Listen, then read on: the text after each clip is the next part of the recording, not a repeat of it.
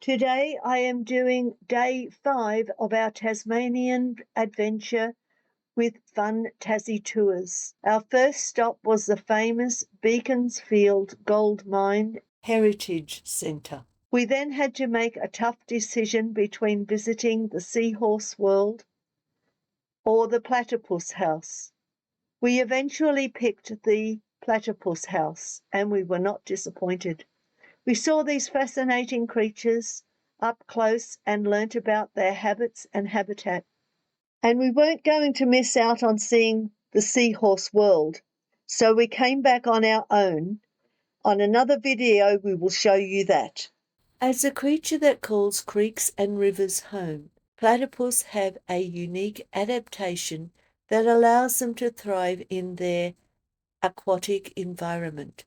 Similar to sharks, these animals use electronic impulses to detect their prey and objects in their surroundings.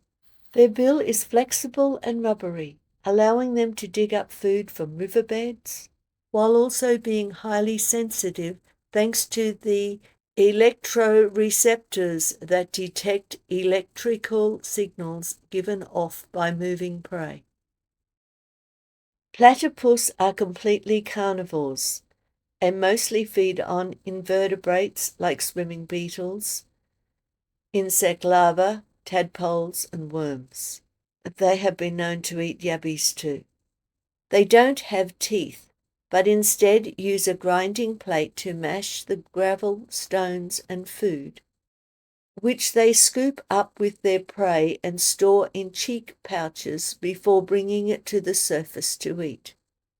They are double-furred, and the layer of fur near their skin traps air, which makes them buoyant and helps them stay dry when they are underwater for up to 12 hours every day. Females breed at the age of 4 years and lay 1 or 2 eggs, which they incubate between their tail and rump in a protective chamber deep in a burrow in the riverbank. After 10 days, bean-sized babies emerge from the eggs and are fed milk for around 4 months. Unlike other mammals, platypus don't have nipples, so the milk is secreted through pores and licked off the mother's skin and fur. A baby platypus is called a puggle, exactly the same as an echidna. By the time they are weaned off milk, the young are able to swim independently. They are 12 months old when they leave their mother's burrow and live a life on their own. Platypus are long-lived animals both in captivity and the wild, and they have been known to live up to 20 years. We are about to leave the platypus and go to see the echidnas. Platypus and echidnas are the only 2 egg-laying mammals. The echidna derives its name from Greek mythology, where it was referred to as the mother of monsters.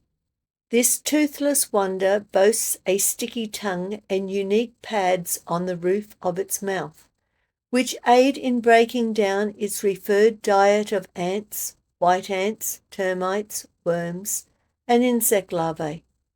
The echidna's fascinating reproductive and maternal behavior is one of the many reasons why it is an intriguing and unique creature.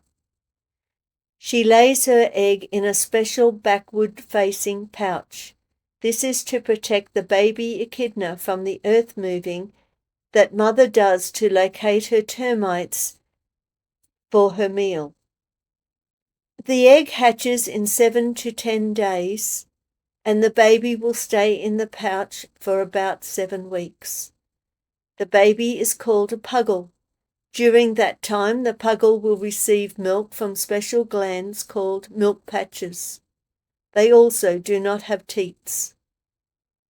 When the puggle hatches, it is about half an inch or 12 centimetres long and weighs 0.02 ounces or about half a gram. By the time the puggle leaves the pouch, the spines have grown from hairs to spines and are hardening up. Puggles drink their mother's milk until they are about 7 months old. They do not suckle on nipples, though. The mother secretes milk through glands and the baby laps up the milk. Occasionally, the mother will leave the puggle in a room in the burrow called a den and will venture out to search for food. She looks after the puggle for a year before it goes out alone into the world.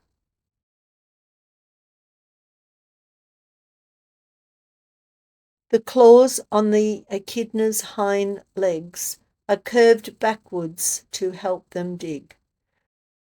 I just thought you'd like to see the gift shop. So I took some photographs of some of the gifts and clothing and toys that was in the gift shop. This is up on Brady Mountain Lookout, looking out over the beautiful river and seeing the lovely scene.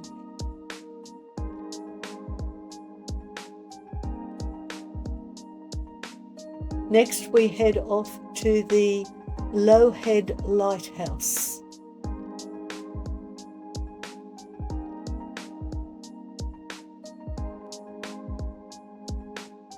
And here is the old buildings of the lighthouse. This is an old buoy.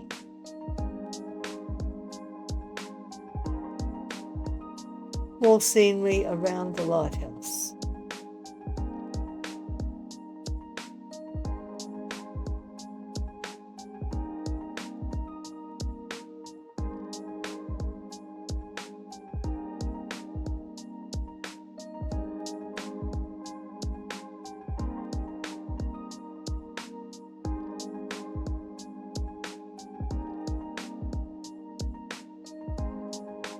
This is Lowhead Lighthouse.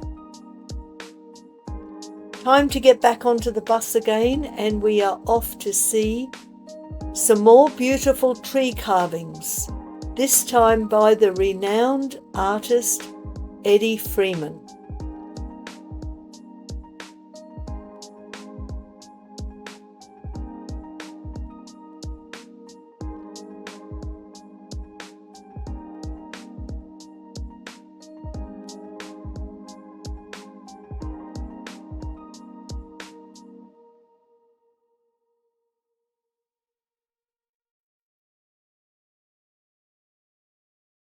We're staying in Launceston for another night, but I can't wait to see what adventures tomorrow brings on day 6 of our amazing adventure with Fun Tassie Tours.